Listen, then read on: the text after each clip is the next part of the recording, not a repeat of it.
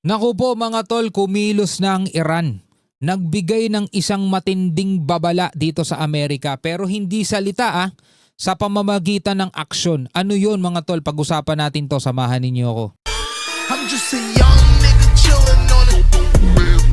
First time I seen ice was a Alright mga kapatid, welcome ulit sa ating bagong video reaction, review, commentary, opinion, criticism at kung ano-ano pa. So alam naman natin yung mga balita na kinumpirma ni US President Donald Trump na meron ng isang malaking puwersa ng Amerika ang patungo ngayon sa Iran. Ayon na nga rin sa mga bali-balita, mga tol, etong si Ali Khamenei daw ay nagtatago na sa bunker. Pero, mga tol, ayon dito sa balita o rito sa video ng ating panonoorin, sabing gano'n, no, drop bombs on US warship, Iran's chilling video of its drone hovering over American carrier. Naglabas mga tol ng video itong Iran na yung kanilang drone ay lumilipad daw palibot dito sa mga aircraft carrier ng Amerika. Sabi rito sa report mga tol, basahin natin ng mabilis lang. Iran's Revolutionary Guard has released close-up footage of the US aircraft carrier USS Abraham Lincoln issuing a stark warning that its suicide drones could strike American warships before planes even take off. While Iran says the video is not recent, officials stress the message is about readiness. IRGC Commander General Mohammad Pakpour said Iranian forces are more ready than ever. No, mas handa daw sila mga tol. Bagamat etong videong inilabas nila ay hindi bago, ito'y luma na, pero ipinakita nila ang kakayanan nila mga tol na lumapit dito sa mga aircraft carrier ng Amerika. Sabi nga ganon mga tol, kaya daw nilang pasabugin etong aircraft carrier na to o tirahin, bombahin bago pa man makalipad yung kanilang mga fighter jets. Naku po. So ito'y banta mga tol, babala ng Iran na capable silang gawin itong mga ganitong bagay, no? So pag-usapan natin to, bago natin to panoorin, bago natin to simulan, huwag mong kalimutan mag-subscribe. Click mo na rin ang notification bell para ma-notify ka whenever na may mga bago tayong reaction video tulad nito. At kung ikaw naman ay nanonood sa ating FB page, syempre huwag mo rin kalimutan mag-follow and like. Syempre nasa 250,000 na po tayo. Maraming salamat sa ating mga bagong kaibigan. Huwag na natin patagalin pa, panoorin na natin to mga tol. A chilling warning from Iran, delivered not in words but in action-packed video. Yan no? Not in words, no? Hindi sa pamamagitan ng salita. Kumbaga pinakita nila kung ano yung kakayanan nila. Iran's Revolutionary Guard has released close-up video of a U.S. aircraft carrier, the USS Abraham Lincoln, accompanied by a blunt threat. There is no benefit to hiding, the IRGC said. Ooh, wala daw silang mapapala kung magtatago lang sila. No, we know where you are and our suicide drone can reach you before your planes take off, sabing ganun. No? In Tagalog, alam namin kung nasan kayo at yung mga suicide drones namin, ito yung mga drones na Kawasaki drone no? Kayang-kaya kayong patamaan bago pa man makalipad yung inyong mga eroplano.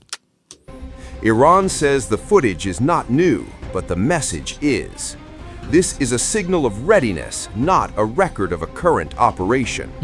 The Revolutionary Guard says it is prepared to strike U.S. aircraft carriers if war breaks out, pointing to attacks carried out by Iran-aligned forces, including Yemen's Houthis, as precedent.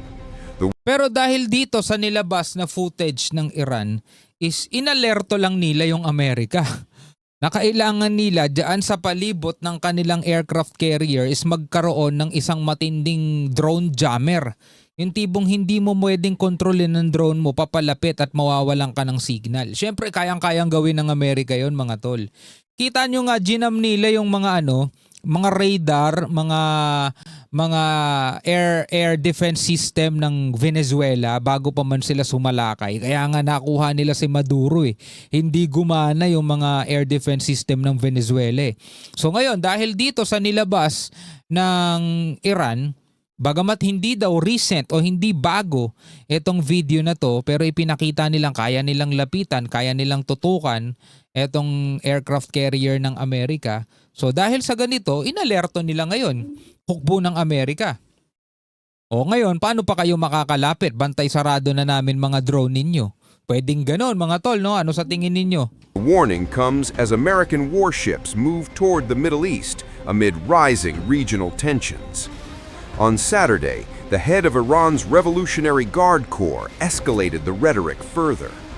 IRGC Commander General Mohammad Pakpour said the force is, quote, more ready than ever.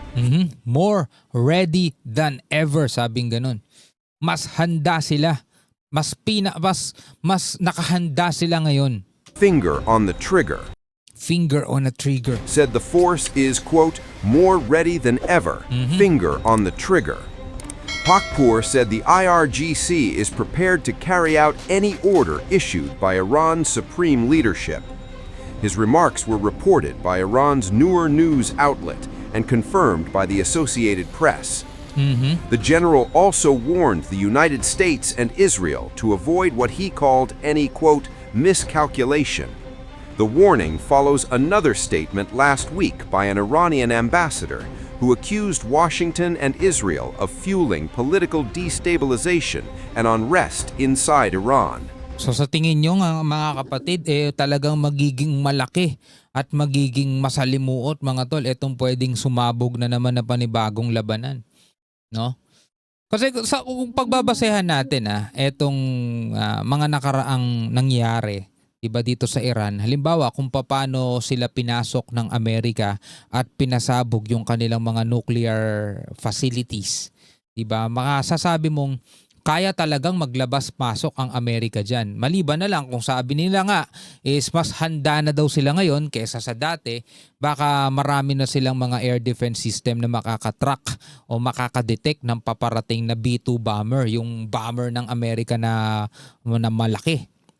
Baka kaya na nilang yun, ma-detect yun. Kasi mga tol, stealth bomber yun bibihirang ma-detect yung mga ganun magugulat ka na lang, nandudun na diba? Pero dahil nga dun sa ipinakitang video ng Iran na nakakalapit sila doon sa mga US aircraft carrier at pwede nga nilang tirahin anytime, mas magiging handa din at the same time etong Amerika. So pareho silang handa ngayon, no? The confrontation comes amid weeks of massive anti-regime protests across Iran and a violent government crackdown in which the Revolutionary Guard has played a central role. President Donald Trump has openly backed Iranian protesters, increasing pressure on Tehran. Israeli Prime Minister Benjamin Netanyahu has also voiced support, saying Israel is closely monitoring events inside Iran. Pagdating sa missile mga tol, malakapangyarihan tong Iran malakas to Napakarami nilang mga missile. Pero syempre hindi naman unlimited yun, nauubos din yun. No, kailangan nga lang ng matinding air defense ng Amerika at saka ng Israel pag nagpaulan ng sandamakmak na missile itong Iran. Pero ang kahinaan naman ng Iran, which is kalakasan naman ng Amerika at saka ng Israel, is meron silang mga fighter jet na ginagamit nila dun sa kanilang mga precision strike. Diba? Ang Amerika, meron silang mga B-2, B-12, mga bomber yon, mga eroplano. Kasi pagdating sa ganun mga tol, dun naman mahina ang Iran kasi wala talaga silang, hindi sila capable doon sa kanilang mga fighter jets. Dahil mga napaglumaan na yun hindi na nila na-upgrade yung kanilang mga fighter jets. Yun ang kahinaan nila. At kung mag-upgrade man sila ng kanilang fighter jets, ang tanong, gaano naman kahusay yung kanilang mga magiging piloto? Kasi pagdating naman sa ganoong usapan, lagi nga may kasabihan, wala sa pana yan, nasa Indian yan. Ibig sabihin, kahit na ano pang advanced technology o fighter jets ang gamitin mo, kung hindi naman ganun kahusay yung magpapalipad niyan, baliwala yan, di ba? Unlike doon sa mga piloto ng Israel at piloto ng Amerika na talagang mga veterans na pagdating sa paggamit ng mga fighter jets. Yun ang kalaban nila kalakasan at kahinaan Yung Iran talagang sobrang dami nilang nakaimbak na missile. Umaabot yan ng daan-daan, libo-libo. Diba? Eto, merong defense system etong Israel, meron silang Iron Dome, pero limited lang din yun. Siguro mga 2 weeks or 3 weeks, nauubos din yung battery nun, nauubos din yung mga pangsalag nun. May mga nakakalusot na ng mga missile. Yun ang problema din naman nila. Netanyahu added that if Iran were, quote, liberated from the yoke of tyranny, Israel would be ready to be a partner in peace. With American carriers approaching, Iranian drones on display, and warnings growing sharper by the day, the standoff is entering a dangerous phase. A message from Tehran that leaves little room for misunderstanding and even less room for error. No? Tumitindi mga tol etong posible at posibilidad na isang malaking labanan na naman sa pagitan ng Iran at saka ng Amerika. Naku po.